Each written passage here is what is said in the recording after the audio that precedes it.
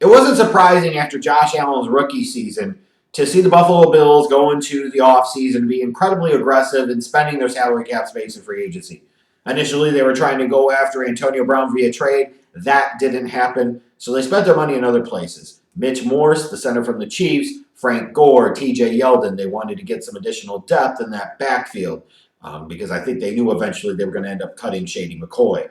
Cole Beasley and John Brown to that wide receiving group, Tyler Croft at tight end, Kevin Johnson in the secondary. But you knew going into this offseason that you had to do something to upgrade the offensive talent around Josh Allen because he showed you flashes, but not surprisingly, inconsistent at times was really bad. But when you really look at the situation that he was put in, how could you expect him to be all that incredibly successful? I mean, real talk. Like, how could you expect him to be incredibly successful? There wasn't much to work with. So, not surprisingly, the Bills went out and were very active in the offseason by trying to bring in pieces around Josh Allen. Now, granted, I don't know that they exactly set the world on fire by getting true impact names, true difference makers, but they did bring in guys that could contribute, that could help, that were upgrades compared to what they had, and that at least is something. Then they went into the draft, and they went best player available at pick 9 with Ed Oliver, the defensive tackle from Houston. It's really hard to knock him for that. Then they spent the next several picks on the offensive side of the ball, again, because they know ultimately you got to help out Josh Allen. And if he succeeds, your organization can succeed long term. If you don't help him better and he fails, then it just sets everything back. Again.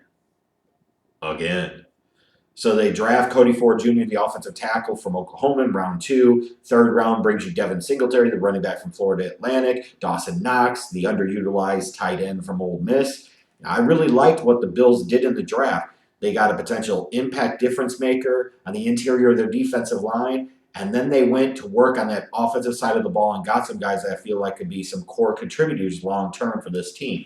I like what they did in this offseason. In terms of the strengths of this team, I look primarily on the defensive side of the ball. I say you look at their secondary, you look at their defensive line.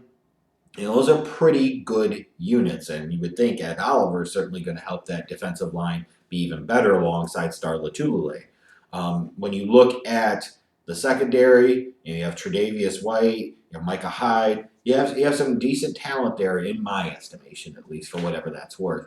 A lot of questions for me still revolve around the offensive side of the ball. Josh Allen in year 2, are you going to be able to complete 60% of your passes? Because with some of the abilities that he flashed last year in the running game and the big-time arm talent that he has, you could live potentially with Josh Allen never being a 65 to 70% completion percentage type of guy.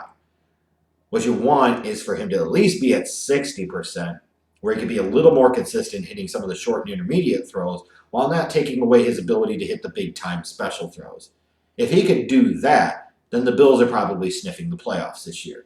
I look at their running game. Now that you cut Shady McCoy, you've got Frank Gore, TJ Yeldon, you bring Devin Singletary into the mix. How's that going to shake out? What does Frank Gore really have left in the tank? How much are you really going to get out of TJ Yeldon? And Devin Singletary, the smallish back that he is he really an every down type of back in the NFL? Is he really going to translate well? I don't know. And you look at that receiving core, they're still starting Zay Jones, so they're not good. Sorry, they're not. And you got Cole Beasley and John Brown, so they're better. But, is Tyler Croft a difference maker? Cole Beasley is kind of a slot underneath, dump off safety valve type of guy.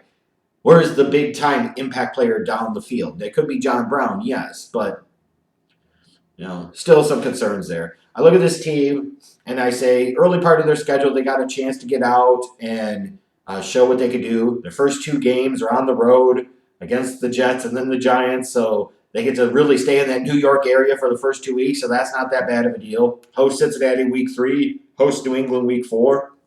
Look at that New England game week 4. I talk about with the Patriots sometimes. If you want to get them early in the year, and you're hosting them. You could be a tough matchup for them. It'll be interesting to see that one. Then you look at week 7 and 9. You got 3 straight home games: Miami, Philadelphia, Washington. That's where you want to be able to make some hay. I like where this Bills team is potentially heading. I just don't think they have enough difference makers yet on offense, and they're probably a year away. I realistically think they're probably an 8-win team, and they finished third in this division.